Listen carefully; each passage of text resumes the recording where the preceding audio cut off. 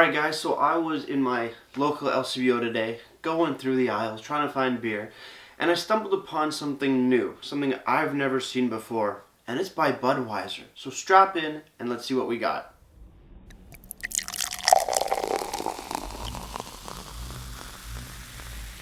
Beer, beer, beer, beer, beer, beer, beer.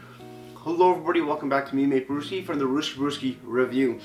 And today, like I said, I was in my LCBO, one of the local ones around here in Markham, trying to find beer, and I stumbled across something that looked kind of familiar, yet different.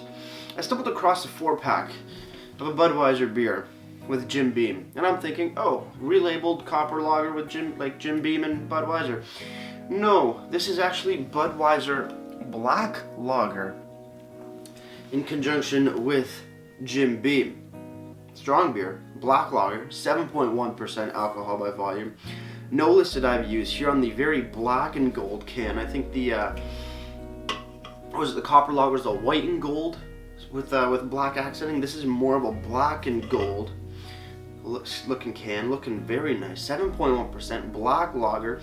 It seems like it might be going head to head, maybe not officially head to head with the Fireside from Molson, but similar. Molson brought out a darker lager, and now Budweiser's bringing out a black one. So, very excited to see what's going on. IBUs wise, nothing on the Budweiser website. We're going to get to that in a minute.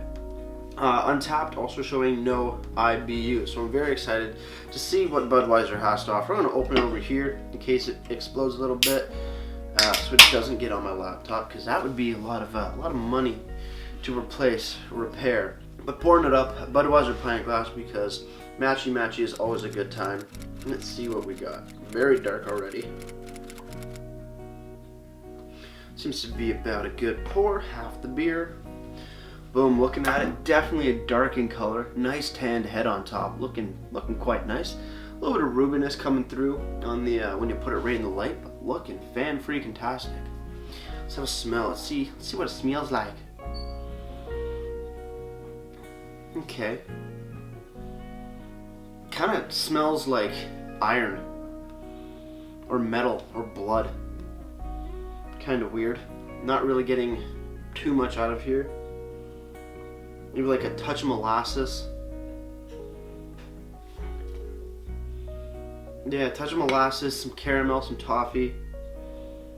But definitely smells, it's not the glass, it definitely smells irony. Metallic-y almost. That's kind of not the greatest aroma.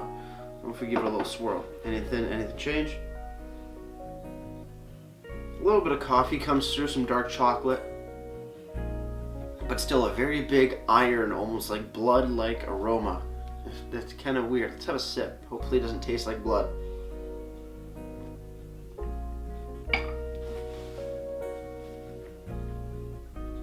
No, but there's really not much going on. I mean, that was kind of disappointing. Black lagers are usually bold and robust, not on the same, I guess, stature as like a stout or a porter, but it does carry over some similar qualities of those beers because of the darkness and the grains and the malts that they use. This so far didn't really have any recognizable flavor. You do get like a bit of that Jim Beamy sort of characteristic that you get from the copper pot. From the copper lager. But there wasn't really much there on the sip. It was kind of just like a TV static style flavor where there's stuff going on, but you have no idea what the hell is going on. It really just tastes like nothing but white noise. So I guess we need more. So cheers everybody. Let's keep on drinking and figure out what's going on here.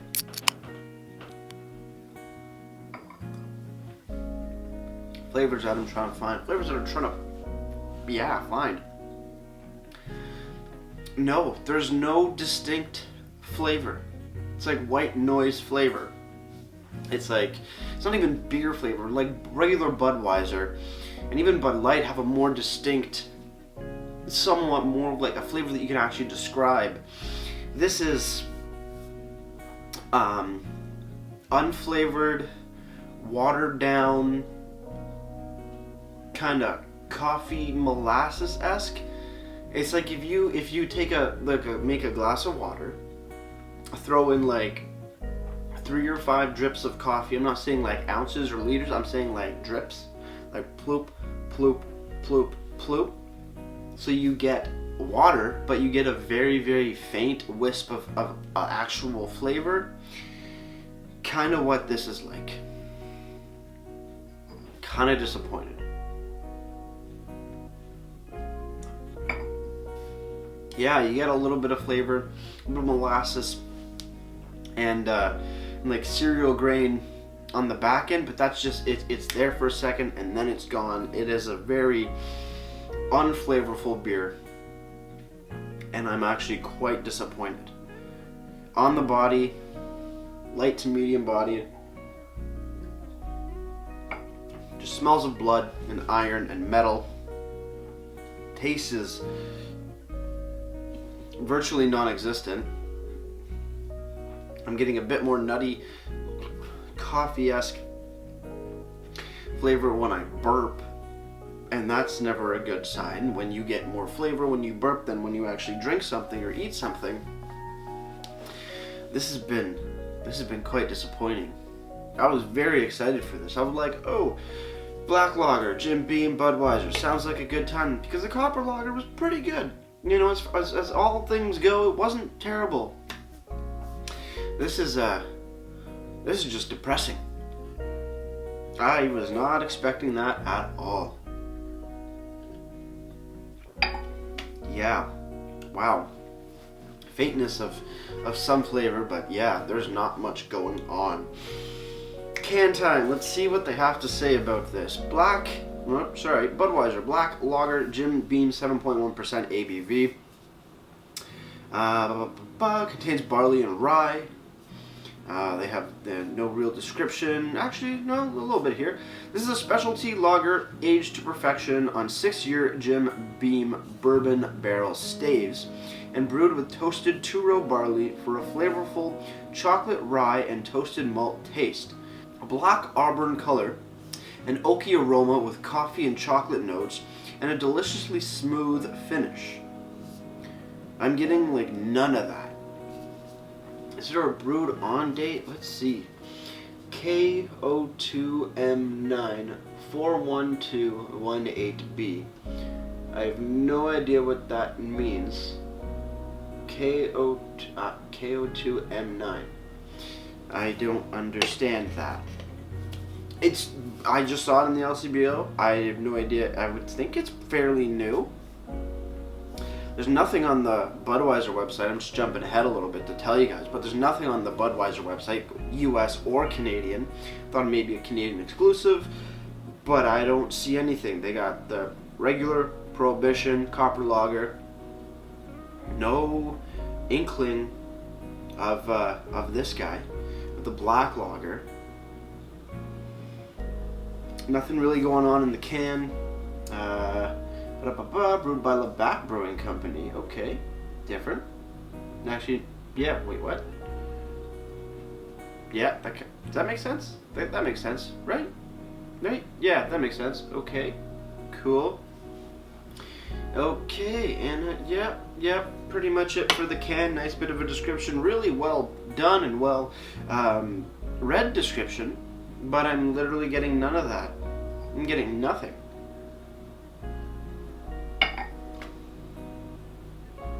Yep. Nothing. Website. Nothing. Nothing there. If you want to, I guess, try your luck and buy the Budweiser Black Lager. It comes in a 4-pack of 473 ml tallboy cans for $11.95. I mean, hey, if you want to get drunk quick because they're sitting at 7.1 but don't want to feel like you're drinking anything that's 7.1, well then, I guess this is your go-to. Looks like it was made in Quebec, Canada, off the LCBO website. Style is medium and malty. I'm getting nothing and nothingness, so that's kind of interesting. Untapped Budweiser Black Lager has been given a 3.49 bottle caps out of 5, and that's out of just under 1,200 ratings. I have no idea how it got so high there. Maybe I got a bad batch, because there really isn't anything going on.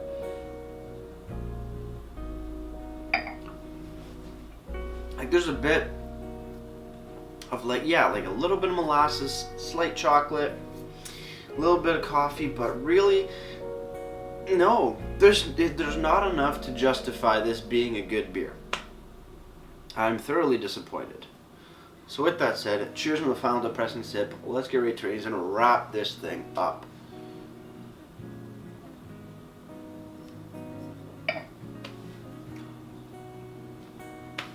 Budweiser, Jim Beam, Black Lager. Smallest amount of flavor in any dark style beer I've ever had. Very small flavor in when you brought it up to the every beer that I've had. Very small flavor impact. Nothing really going on for the majority of the time of the sip. The aroma is absolutely bloodied. Blood and iron. A little bit of molasses. I am very disappointed in this beer. I don't know if I got a bad can or a bad batch or something happened or this is exactly what it's supposed to be. I have no idea. So Budweiser, Black Lager,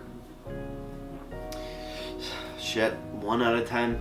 That's really all I can give it from my experience with it. Maybe I have to go buy another one, see if it's a better batch, better canned on. But I honestly have no idea. Presentation, I do love the look of it. It is menacing. It is pretty badass. I'm going to show you right there. Look at that. Boom, boom, boom. Absolutely fantastic. But that's only half the battle. Good description on the top. Really well done. But it doesn't translate over to the beer. Like I said, maybe a bad batch, maybe a bad can. That happens sometimes. You just got to roll with the punches. But other than that, no real ingredients list. It says contains barley and rye. That's fine. There is some sort of date code on the bottom, but I have no idea how to read it. Doesn't really make sense to me, but hey, maybe somebody can figure it out. Other than that, website, absolutely nothing on there about this beer, so which also confuses me. It's like you're a big company, you're putting out a different beer. Why aren't you showing it off? Kinda goes hand in hand with marketing, doesn't it? But overall, presentation, because the can looks good and the description's pretty good as well, gets a solid 4 out of 10 for me. Before I leave you guys, if you have any comments, questions, or beers I want to review in the future, leave all that information down in the comment box below. If you want to go ahead and like this video or subscribe to me, Maple Bruce, it would be greatly appreciated as well. With all that said, that's going to do it for me, Maple Bruce. Like I always say, crack a beer and enjoy. Cheers.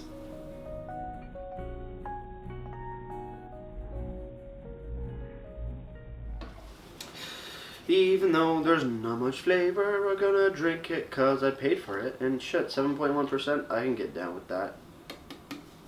Cheers.